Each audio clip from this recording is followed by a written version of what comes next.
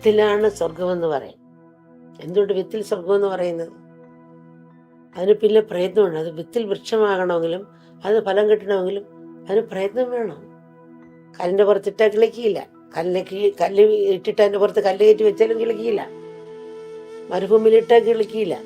അതിന് നല്ല മണ്ണ് വേണം, അതിന് വളം വേണം. മറ്റ് കാക്കയും കോഴിയും അല്ലെ മാനും പശുവും കടിക്കാതെ സൂക്ഷിക്കണം. വേലി വേണം, ചിട്ടയായിട്ട് വെള്ളവും വളവും കൊടുക്കണം, എങ്കിലേ അത് വളർന്നു വരുന്നുകൊണ്ട്. അപ്പോൾ ആത്മാവിനെ സ്മരിക്കുന്ന ഒരു ഭാഗം കൂടി നമ്മൾ തുടക്കത്തിലേ ഭാഗം ചൊല്ലുമ്പോൾ. ഇത് ഞാൻ താമസിക്കുന്ന വാടക വീട്ടിലാണ്. ആ വാടക വീട്ടിൽ നിന്ന് എപ്പോഴും ഇറങ്ങിപ്പോകാൻ പറയും നമ്മളോട്. ഇറങ്ങിപ്പോകാൻ വരുമ്പോൾ നമ്മൾ എന്ത് ചെയ്യും? ഇവിടെ ഇരുന്നുകൊണ്ട് സ്വന്തം വീട് കെട്ടണം. അപ്പോൾ ഇറങ്ങിപ്പോകാൻ വരുമ്പോൾ ഇനി ഒരു വീട് കിട്ടുമോ വിഷമിക്കുന്നവരുണ്ടാവും. അപ്പോൾ കരഞ്ഞ് വിളിച്ചു പോകാതെ സ്വന്തം വീട് കെട്ടിയെ ചിരിച്ചുല്ലസിച്ച് പോകാം. ഒരു കഥ ഓർക്ക് നമുക്കറിയുന്ന, ഒരു രാജ്യത്തിൽ അവിടെ തിരഞ്ഞെടുക്കുന്നവർ 5 വർഷം രാജാവായിരിക്കും.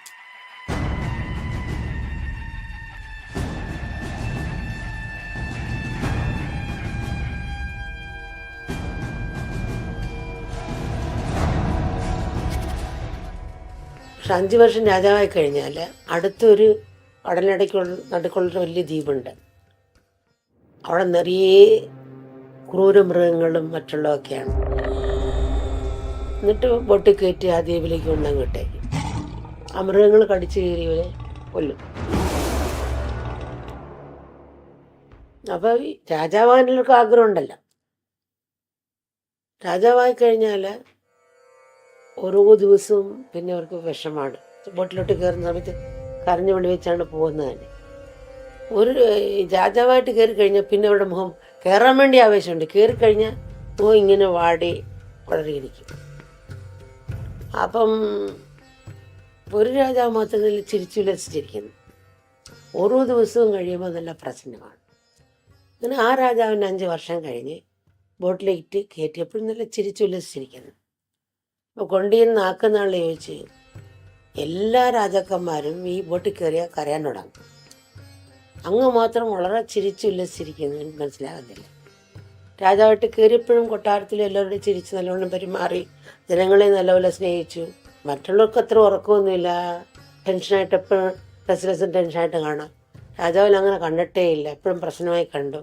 ഇപ്പോഴും പ്രശ്നമായി തന്നെ പോകുന്നു, മനസ്സിലാകുന്നില്ല. നിങ്ങളങ്ങോട്ട് ഇടുന്നുണ്ട് തന്നെ മൃഗങ്ങൾ കടിച്ചു കയറി നിങ്ങൾ കൊല്ലത്തില്ലേ? ഒരു പേടിയും വിഷമമൊന്നും ഇല്ലയോ? ഇല്ല. അതെന്താണ്? അത് ഞാൻ രാജാവായി കയറിയ സമയത്ത് തന്നെ അവിടെ ധാരാളം ഭടന്മാരെ അയച്ച് കുറേ സ്ഥലങ്ങൾ വെട്ടിത്തെളിച്ചു, നല്ല കൊട്ടാരങ്ങളൊക്കെ ഉണ്ടാക്കി, ഭടന്മാരെയും ഒക്കെ സെലക്ട് ചെയ്ത് വെച്ചിട്ടുണ്ട്. എല്ലാം പോവാണ്. ഇതിനെ കഴിഞ്ഞ് രാജാവായി തന്നെ അവിടെ ഇരിക്കും, ജനങ്ങളുമുണ്ട്. എനിക്കറിയാം 5 വർഷം കഴിയുമ്പോൾ തീരുമാനം. 5 വർഷം കൊണ്ട് ഞാനത് ചെയ്യുകയായിരുന്നു.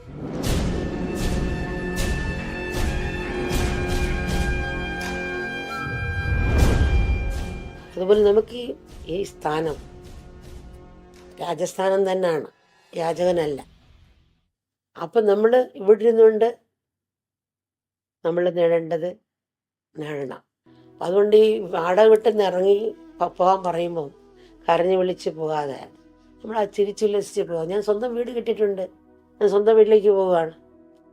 ആ ഒരു ഭാവമാണ് നമ്മൾ ആത്മാവിൻ്റെ വീടെന്ന് പറയുന്നത്.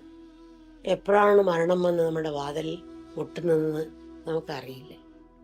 ആ വിളി വരുമ്പോൾ നമ്മൾ തയ്യാറായിരിക്കും. ആത്മാവിനെക്കുറിച്ചുള്ള ജ്ഞാനമാണ് നമുക്ക് ജീവിതത്തിൽ അടിസ്ഥാനമായിട്ട് വേണ്ടത്. ആ ജ്ഞാനം വന്നാൽ ഭൂമിയിൽ തന്നെ സ്വർഗത്തിൽ തന്നെ ജീവിക്കുക. ആ ഒരു ഭാവത്തെ ഉണർത്തി എടുക്കാൻ സാധിക്കും. എന്തിനും 2 ഭാവമുണ്ട്, പകലും രാത്രിയും, വെയിലും മഴയും മഞ്ഞും. അതുപോലെ ഓരോന്നിനും 2 ഭാഗങ്ങളുണ്ട്. അപ്പം തീർച്ചയായിട്ടും നമ്മളത് മനസ്സിലാക്കി നമ്മളിലേക്ക് ഉണരണം. സുഖം പ്രതീക്ഷ ദുഃഖം വരും. അപ്പം അത് സ്വീകരിക്കുന്ന മനോഭാവം വളർത്തിയെടുക്കുന്നത് ആധ്യാത്മജ്ഞാനത്തെ കൂടെ പറ്റുള്ളൂ.